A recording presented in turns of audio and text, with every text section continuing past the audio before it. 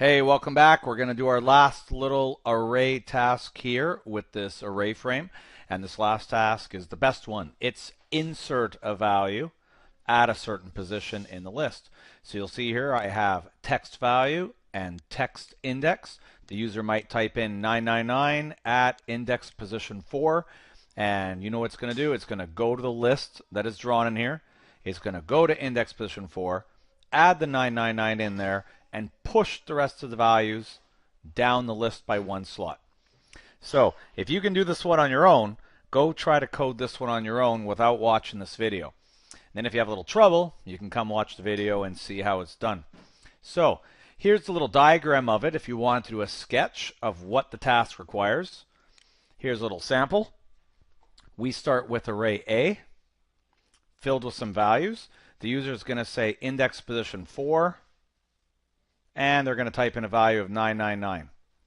The overall goal here, make an array, B, one slot longer, copy the data up to the insert position, leave the insert position alone, copy the data from our insert position, which has 440 here, down a slot, and you'll see what copying it down one extra slot does is it makes room for our 999.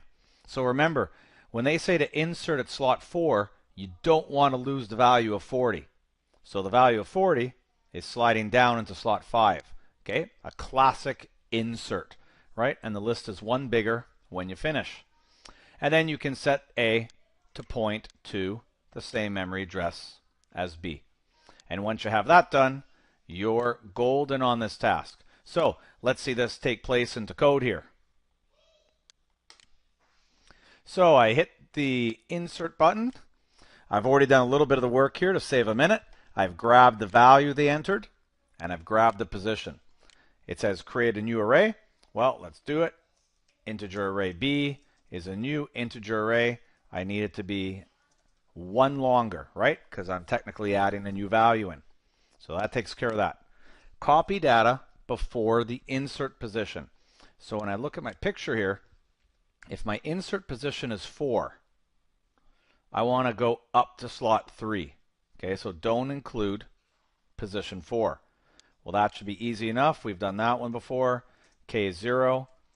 Keep going while K is less than position. And just do a nice direct copy. B slot K equals A slot K. Copy the data after the insert position. So go back to our diagram. I basically want to go to my insert position, which is going to be 4, but I need to copy all this data here. So maybe I didn't word that quite right, but I do need to copy the 40, right? The 40 should still be in my list because this is an insert. So I'll start at position and then do a shifted copy all the way to the end. So copy data after, I don't know if I should put the word after there, copy data from insert position onward. So for integer K, start at position, keep going to the end of A, go up by 1, and B slot K plus 1 is A slot K. So you can see here if K is 4, I'm moving slot 4 into slot 5, which is sliding it down. Perfect. Set the value at the insert position. So all this work was done in the first place because in array B, I want to make slot position equal to the value that the user entered. So I just put that in manually myself. And then the final step, make that memory address A point to the same memory address as array B. And of course, for this frame here, I want to show the list. Okay, remember with the show list, if you wanted, you could just write a little loop in a system out, right, and go through A. But show list written for us right below here, way easier. Now that's it. That's insert. You'll notice insert, delete, add, they're all very similar to each other, right? It's all about where you start and stop with your loops and whether you're shifting or not shifting, right? And that's really the tricks. Okay, and it shows you sort of get the basics of your arrays. So I'm going to give this a test here, see if it works. I'll try to insert my 999 into slot 4, and cross your fingers we get no red lines. And there it is. Let's try to insert 999 at slot 0. Still works. Let's try to insert it at slot 0. 1, 2, 3, 4, 5, 6, 7, 8, 9, 10. 10 won't work. I know 9 will work. And if I try to do it at 11, I should get, oh, that worked. What about at 15? Yeah, 15 doesn't exist, right? Your red lines of death telling you went out of bounds at slot 12 at some point in your code. So you'd have to go check the code, right, where that's taking place.